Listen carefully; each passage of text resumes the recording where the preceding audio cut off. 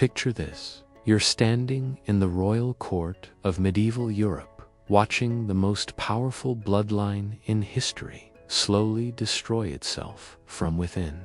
The air is thick with incense and whispers, but beneath the golden crowns and silk robes, something far more sinister is unfolding. These aren't just kings and queens ruling by divine right. These are the walking dead, genetic catastrophes masquerading as nobility. Their bodies twisted by centuries of the most taboo practice imaginable. Brother marrying sister, uncle wedding niece, cousin taking cousin as bride, generation after generation, until their very DNA becomes a weapon turned against itself. What you're about to witness isn't just another tale of royal excess. This is the story of how Europe's most prestigious families became laboratories of human suffering, conducting the world's longest and most grotesque experiment in genetic destruction. The evidence lies buried in forgotten portraits, hidden in medical records that court physicians dared not speak aloud, and preserved in the twisted bones of monarchs whose very existence was an affront to nature itself. Before we descend into these cursed bloodlines to uncover the truth about Europe's most tragic rulers, let me know in the comments where you're watching from. We're about to journey together through centuries of suffering, and I find it incredible that people from across the world can witness these ancient horrors together, connected by our shared fascination with the darkest chapters of human history. The story begins not in some distant fairy tale kingdom, but in the very heart of European civilization, where the concept of royal blood purity would become humanity's most devastating obsession. These weren't primitive savages following ancient superstitions. These were the most educated, most cultured, most sophisticated people of their time. Yet they willingly condemned their own children to genetic hell because they believed their bloodlines were too precious to contaminate with common DNA. In the shadowy corridors of the Habsburg dynasty, where the sun never set on their empire, a twisted philosophy took root that would poison royal bloodlines for centuries. The Habsburgs didn't just rule Austria and Spain. They controlled vast swaths of Europe, the Americas, and beyond. Their motto was, "Let others wage war, you, happy Austria, marry." But what they meant was marry within the family, creating a genetic nightmare that would make even the most disturbing horror film seem tame by comparison. The Habsburg jaw became their signature mark, a grotesque protrusion that grew more pronounced with each generation of inbreeding. But this wasn't just a cosmetic issue. The deformity made eating difficult, speaking nearly impossible, and in the most severe cases, breathing became a constant struggle. Palace servants learned to avert their eyes when serving meals that their royal masters could barely chew. Court painters developed elaborate techniques to hide the genetic damage, positioning their subjects at angles that minimized the obvious deformities. Charles II of Spain represents the ultimate culmination of this genetic madness. Born in 1661, he was the product of generations of Habsburg. Inbreeding so intensive that his family tree resembled a twisted ladder rather than a branching structure. His parents were uncle and niece. His grandparents were first cousins. His great-grandparents were siblings. The genetic damage was so severe that when he was born, court physicians immediately began whispering about curses and divine punishment. The infant Charles couldn't nurse properly due to his malformed jaw. His tongue was so large that speech remained nearly impossible throughout his life. His head was misshapen, his body weak and underdeveloped. Palace records describe a child who didn't walk until age 4, couldn't speak clearly until age 10, and remained so frail that courtiers expected him to die at any moment. Yet this genetic catastrophe was destined to rule the Spanish Empire at its height, commanding territories that stretched from Europe to the Americas. Imagine being a foreign diplomat meeting Charles II for the first time. You've traveled thousands of miles to negotiate with the most powerful monarch in Europe, only to encounter a man whose appearance was so disturbing that even hardened courtiers struggled to maintain their composure. His jaw hung open constantly, saliva dripping down his chin. His eyes were unfocused, his speech slurred beyond comprehension. This was the face of Habsburg power, the culmination of centuries of genetic engineering gone horribly wrong. The psychological torture of Charles II's existence cannot be overstated. He grew up surrounded by portraits of his ancestors, strong Habsburg rulers, who had conquered continents and shaped history.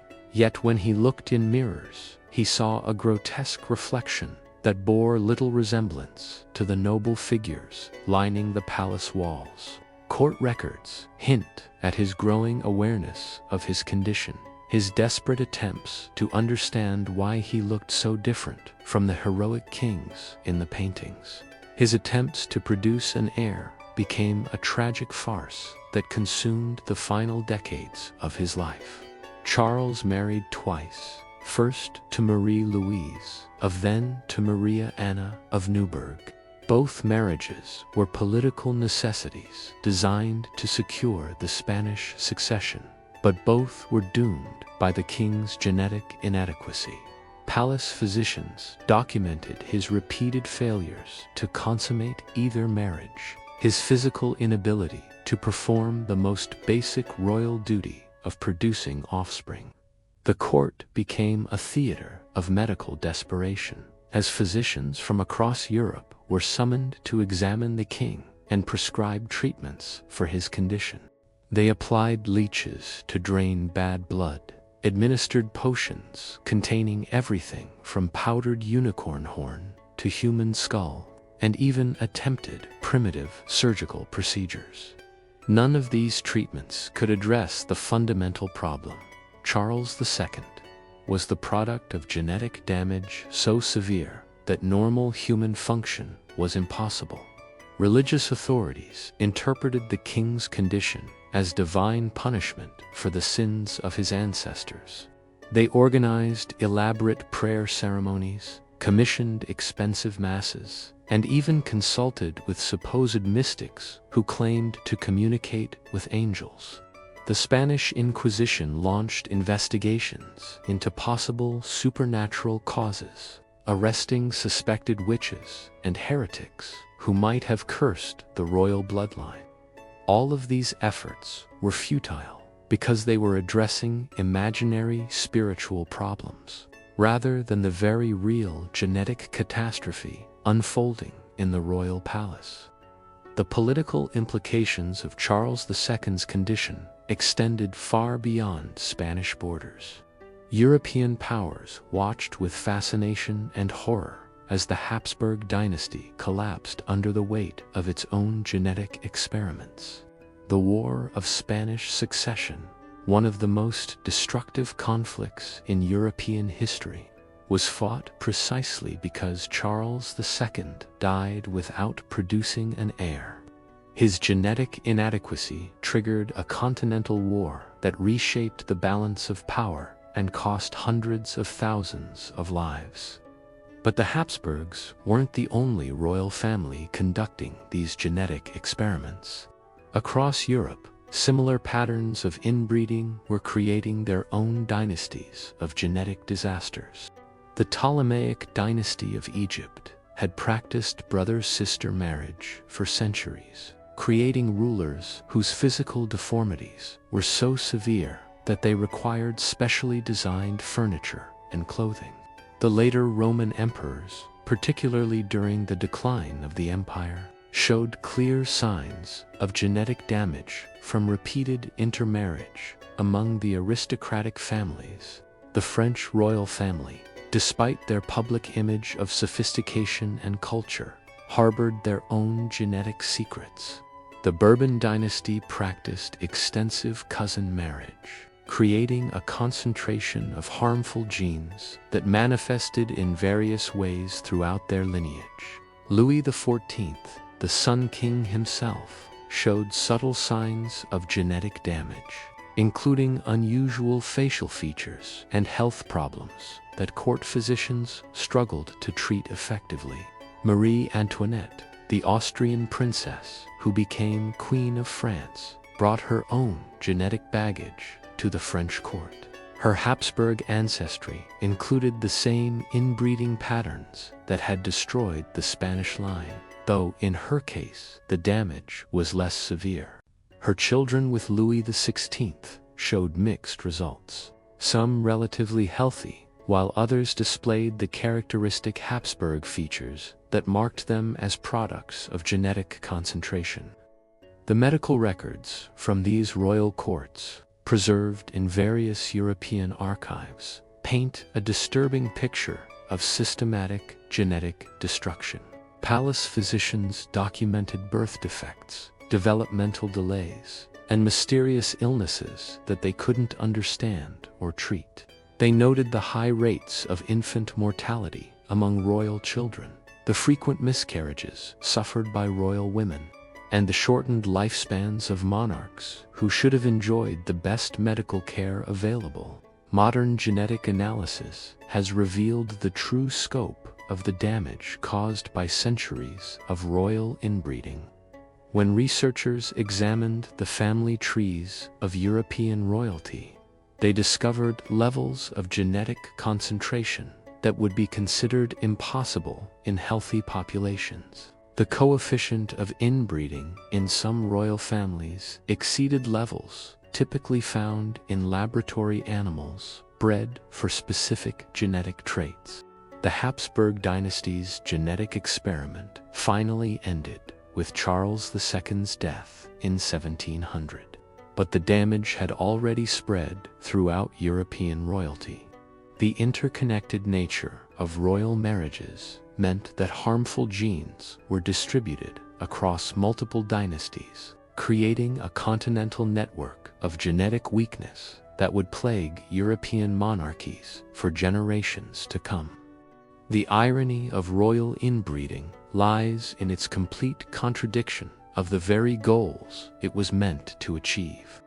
These families sought to preserve their bloodline's purity and strength, yet they systematically weakened themselves until they could no longer fulfill their basic biological functions. They believed they were maintaining divine favor and political legitimacy. Yet they created rulers so obviously damaged that their subjects began questioning the very concept of royal authority. The portraits and sculptures from this era tell the story more eloquently than any written account. Court artists, bound by protocol to flatter their royal subjects, developed increasingly sophisticated techniques for disguising genetic damage. They positioned subjects to hide deformities, used strategic lighting to minimize obvious flaws, and created idealized versions that bore little resemblance to the actual rulers they depicted. Yet even these carefully crafted images couldn't completely hide the truth. The Habsburg jaw appears in portrait after portrait, growing more pronounced with each generation. The vacant stares and asymmetrical features of late-stage inbred rulers are visible even in the most flattering artistic representations. These paintings and sculptures serve as a genetic timeline, documenting the progressive deterioration of royal bloodlines across centuries. The psychological impact of this genetic damage extended far beyond the physical deformities. Royal children grew up knowing they were different, aware that their appearances marked them as members of an exclusive but cursed bloodline. They were educated to believe in their divine superiority, while simultaneously confronting daily evidence of their biological inferiority. This contradiction created psychological tensions that manifested in various ways throughout their lives. Many inbred royals developed severe personality disorders, exhibiting extreme paranoia, unpredictable mood swings, and difficulty forming normal human relationships. They were surrounded by courtiers who had learned to anticipate and accommodate their erratic behavior, creating artificial social environments that bore little resemblance to normal human interaction. These psychological problems were compounded by the isolation inherent in royal life, where genuine friendships were nearly impossible, and every relationship was shaped by political considerations. The religious implications of royal inbreeding created additional layers of psychological torture. These rulers were taught to believe they were chosen by God to rule, yet their obvious genetic damage suggested divine displeasure. Court theologians developed elaborate explanations for why God might allow such suffering among his supposed chosen representatives. But these theological gymnastics couldn't resolve the fundamental contradiction between divine selection and genetic catastrophe. The end of the Habsburg dynasty in Spain marked a turning point in European attitudes toward royal marriage. The War of Spanish Succession had demonstrated the political costs of genetic dead ends, and subsequent royal families began cautiously expanding their marriage choices. The Bourbon dynasty that replaced the Habsburgs in Spain introduced fresh genetic material from French sources, though they continued practicing cousin marriage at levels that would be considered dangerous by modern standards. The genetic legacy of European royal inbreeding extended far beyond the families directly involved. The interconnected nature of royal marriages meant that harmful genes were distributed throughout the European aristocracy, creating a continental network of genetic weakness that persisted for generations. Many noble families that had married into royal lines carried recessive genes that would manifest in their descendants, creating ongoing health problems among the European elite. The story of Europe's most inbred royal families serves as a powerful reminder of the importance of genetic diversity in human populations. These dynasties conducted unwitting experiments in genetic concentration that demonstrated the devastating consequences of reproductive isolation. Their suffering became humanity's education, providing clear evidence of why genetic diversity is essential for species survival. Today, we understand the scientific principles that these royal families violated through their marriage practices. We know that genetic diversity provides protection against harmful recessive genes, that inbreeding depression affects all sexually reproducing species, and that isolated populations inevitably face genetic deterioration. This knowledge came at a terrible price, paid by generations of royal children who suffered for their ancestors' obsession with bloodline purity. The portraits hanging in European palaces today tell this story to visitors who may not understand the genetic tragedy they represent.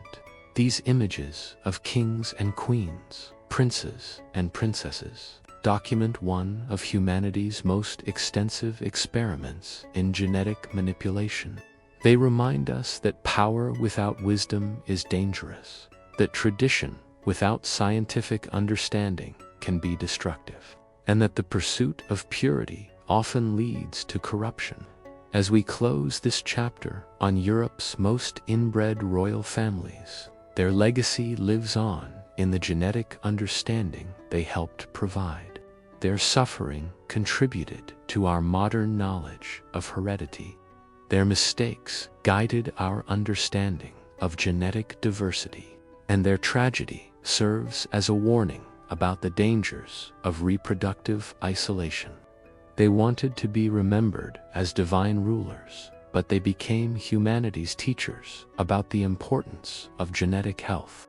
The twisted family trees, the deformed portraits, the medical records documenting their suffering all serve as monuments to a failed experiment in human breeding. These royal families proved that no amount of wealth, power, or divine authority can overcome the basic laws of genetics. Their bloodlines were their pride, but ultimately became their curse, teaching us that in the realm of human reproduction, diversity is not contamination, but salvation. Looking at the towering spires of Westminster Abbey in 1760, you might assume that the royal bloodline buried beneath those hallowed stones represented the pinnacle of human breeding. But you'd be devastatingly wrong, because what lay beneath those marble tombs wasn't genetic perfection. It was the accumulated horror of centuries of deliberate genetic destruction. The same destructive forces that had already consumed the Spanish Habsburgs were now coursing through British veins, creating a new generation of monarchs whose bodies would rebel against their divine pretensions. The madness that would define King George III's reign wasn't just political, it was genetic, and it was spreading through the royal bloodlines of Europe like a plague that fed on power itself. By the time the 18th century dawned, the interconnected web of European royalty had become a genetic nightmare spanning continents. The same toxic blood that had produced Charles II's grotesque deformities now flowed through the veins of kings and queens from London to Vienna, from Stockholm to Naples. But the British royal family had learned nothing from Spain's catastrophic example. If anything, they had doubled down on the very practices that had destroyed their Habsburg cousins. The marriage between Queen Victoria and Prince Albert, both descendants of the same small German duchy, would prove that the British monarchy was determined to repeat history's most devastating genetic mistakes, and the price would be paid not just by royal children, but by entire empires that depended on stable leadership. The disease that would consume European royalty wasn't just hemophilia, though that blood disorder would earn its terrifying nickname as the royal disease. It was something far more insidious: the systematic destruction of genetic diversity in the name of preserving bloodline purity. Every strategic marriage between cousins, every union designed to keep wealth and power within the family, every decision to prioritize politics over biology added another layer to the genetic catastrophe that was building across Europe. Queen Victoria herself seemed healthy enough, though even she carried the seeds of destruction in her DNA. But her children would become unwitting weapons in a genetic war that would devastate royal families across the continent. Through her carefully arranged marriages, she would spread the royal disease to Russia, Spain, and Germany, creating a network of genetic time bombs that would explode across Europe in the most spectacular fashion imaginable. The hemophilia gene, invisible and deadly, passed through Victoria's bloodline like a silent assassin. Her sons and grandsons would bleed to death from minor injuries. Her daughters would live in constant terror, knowing that any child they bore might inherit the curse. Palace physicians would develop elaborate protocols to protect royal children from the slightest scratch, turning golden nurseries into medical prisons where every sharp corner was padded and every activity monitored. But hemophilia was just the beginning. The practice of cousin marriage that had already destroyed the Spanish Habsburgs was now creating new genetic disasters in royal families across Europe. the same elongated jaws, the same learning difficulties, the same immune deficiencies that had plagued Charles II were appearing in British, German, and Russian royal children. The genetic damage was spreading like ripples from a stone thrown into still water, reaching every corner of European nobility. The psychological impact on royal families was devastating. Imagine being Queen Victoria, watching your grandson, the future Tsar of Russia, struggle with a bleeding disorder that could kill him from a simple fall. Picture being Kaiser Wilhelm II, born with a withered arm that you must hide from your subjects, knowing that your physical deformity undermines your authority as emperor. Consider the horror of being Alexandra, last Tsarina of Russia, watching your son and heir slowly bleed to death while revolutionary forces gather outside your palace walls. The political consequences were even more catastrophic. The genetic weaknesses that plagued royal families created power vacuums that ambitious politicians rushed to fill. When kings were too sick to rule effectively, when princes died young from genetic disorders, when royal bloodlines produced no viable heirs, the very foundations of monarchical government began to crumble. The genetic crisis of European royalty contributed directly to the political upheavals that would reshape the continent. The First World War, that great catastrophe of the 20th century, was partly a family feud between genetically damaged cousins.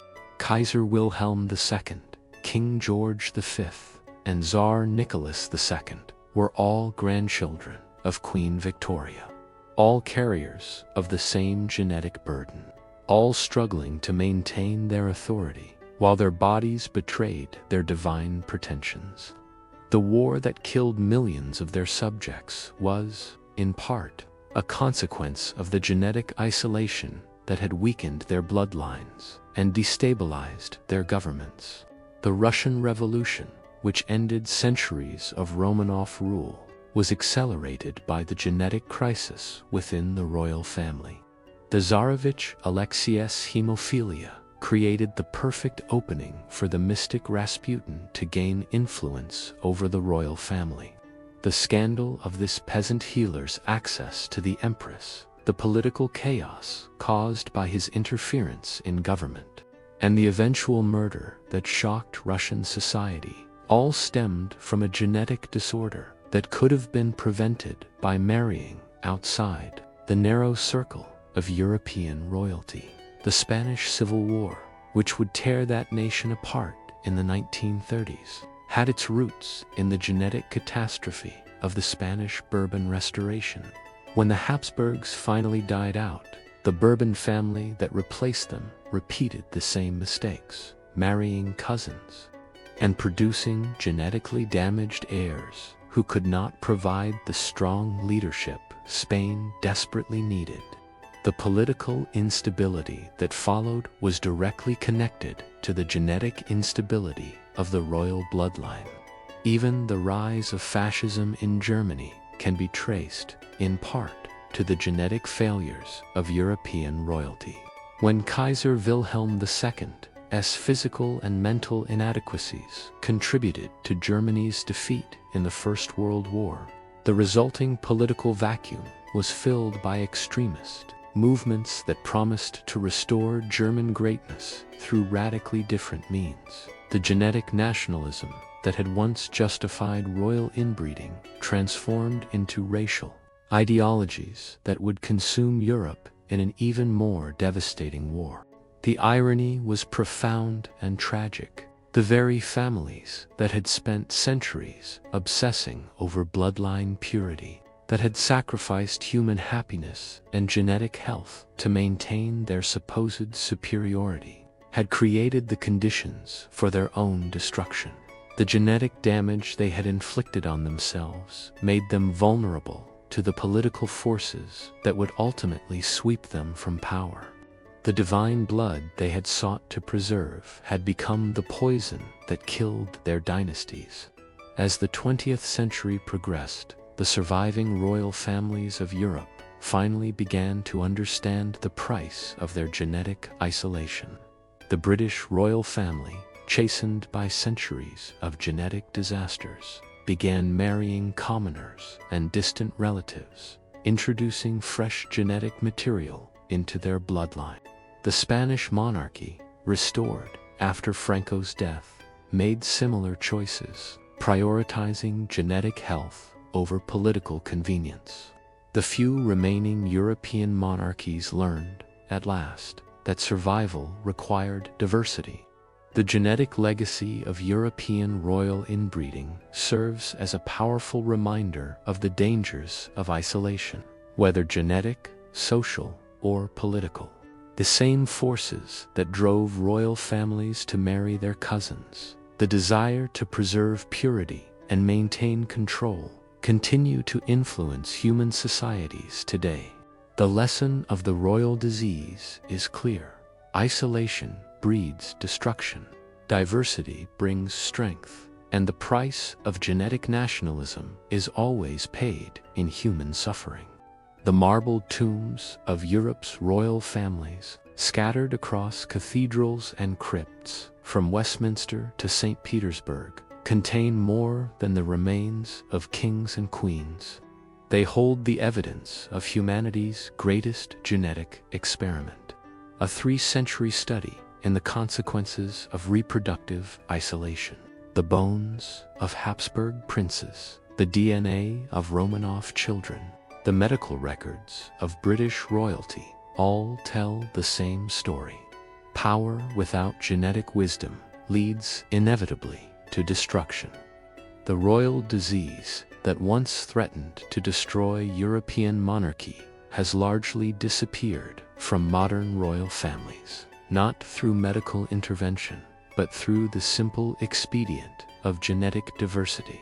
The lesson learned through centuries of suffering was ultimately quite simple. The health of any bloodline, royal or common, depends on its connection to the broader human family. The genetic isolation that once seemed like preservation was actually destruction. The purity that appeared to be strength was actually weakness. And the divine blood that promised eternal rule carried within it the seeds of its own extinction.